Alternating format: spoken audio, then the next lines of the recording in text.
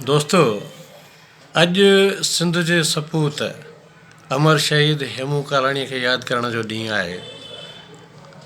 ऐं कंहिं शाइर चयो आहे, सारियो तिन खे आहे वतन, सारियो तिन खे आहे वतन, घोरिया जिन पंहिंजा तन मन। गुल हुआ जंहिं गुलशन जा, गुल हुआ जंहिं गुलशन जा, आंसू टपकाया पन पन, सारियो तिन खे आहे वतन। हेमू हेमू करे पॾन, हेमू हेमू करे पॾन, सिंधूअ जो जल सिंध जा अन, सारियो तिन खे आहे वतन। जॾहिं सिंध जो जल ऐं सिंध जा अन बि हेमू हेमू करे पॾनि था त भला सिंधी साहित्यकार, सिंधी शाइर उन खां अलॻि कीअं थो थी सघे। त सिंधी शाइरनि में असांजे कन्हैया शेवाणीअ बि अॼु हेमूअ खे यादि कयो आहे। पंहिंजनि सुहिणनि लफ़्ज़नि में, सुहिणनि भावनाउनि में देश प्रेम सां ओत प्रोत। अचो त कन्हैया शेवाणीअ खां संदसि हीअ शइ ॿुधूं।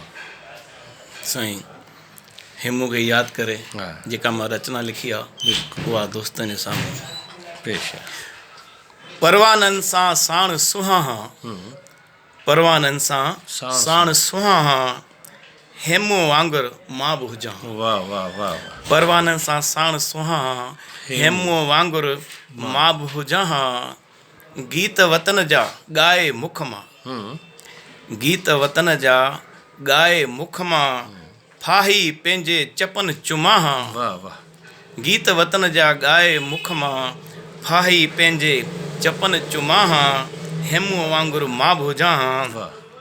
भारत जी आज़ादीअ ख़ातिर, जी, भारत जी आज़ादीअ ख़ातिर हिकिड़ो झंडो मां बि खणां। वाह वाह वाह वाह वाह। भारत जी आज़ादीअ ख़ातिर हिकिड़ो झंडो मां बि खणां।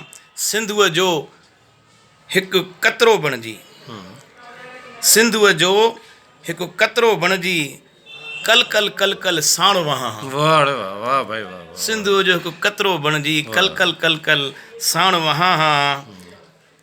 ची भाटियो जिन देश असांजो, ची भाटियो, ची भाटियो जिन देश असांजो, तिन खे बणिजी तीर चुभां। वाह वाह भाई वाह। ची भाटियो जिन देश असांजो, तिन खे बणिजी तीर चुभां, हेमू वांगुरु मां बि हुजां। हिन धरतीअ जी सावक ख़ातिर, हिन धरतीअ जी सावक ख़ातिर, बूंदूं बणिजी मां बि वसां। वाह वाह ख़ूबसूरत। हिन धरतीअ जी सावक ख़ातिर, बूंदूं बणिजी मां बि वसां। ऐं हीउ शेर ॾिसो, माउ असांजी दूर असां खां, माउ असांजी दूर असां खां, गोद अमर जी मां बि हुजां। वाह वाह वाह वाह वाह। माउ असांजी दूर असां खां, गोद अमर जी मां बि हुजां। ऐं इहो सभु न करे सघियुसि त घटि में घटि जेको हिन में रचना जो आख़िरी शेर मूं लिखियो आहे, कन्हैयो पंहिंजो नाव मटाए, कन्हैयो पंहिंजो नाव मटाए, हेमू पंहिंजो नाव रखां। वाह भाई वाह वाह वाह वाह। कन्हैयो पंहिंजो नाव मटाए, हेमू पंहिंजो नाव रखां। मां बि हुगा अचियां त बराबरि ही बि हिकिड़ो हेमू आहे। परवाननि सां साण सुहां, हेमू वांगुरु मां बि हुजां। वाह भाई, महिरबानी, शाबाश।